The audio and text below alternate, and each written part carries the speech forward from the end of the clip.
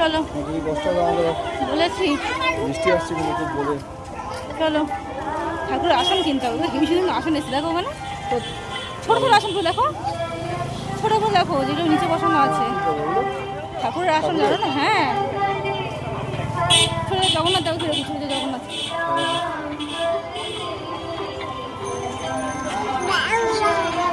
বাপরে বাপ নিতে পারছো না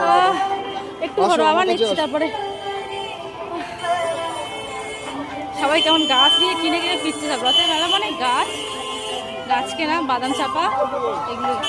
এই যে বাদাম চাপার নামিতে বাদাম চাপা দোকান হাজির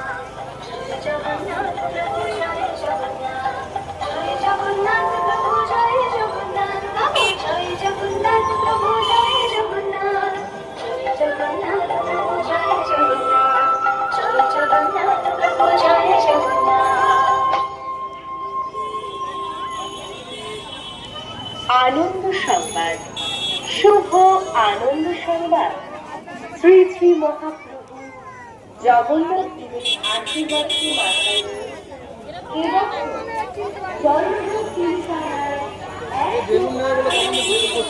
এখন বেলুন নিলে মেয়েটা কি করে যাবো বলো তো এখন এখন বেলুনটাকে কি করে কিনে দেবো বলো এখন দিয়ে বই তো নিতে হবে কে দেখালো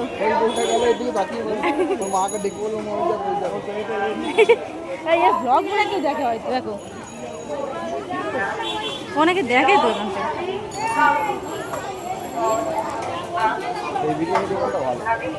আছে না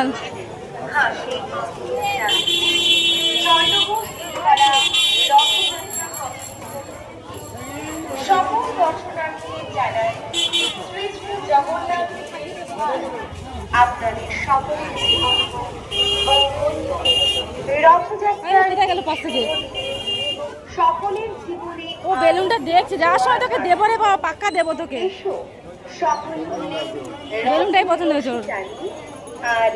শ্রী শ্রী জগন্নাথ দেবের কৃপা লাভ করি এত বড় মহৎ কতগুলো বেলুন দোকান জয়নগর তিলিপাড়া রথযাত্রা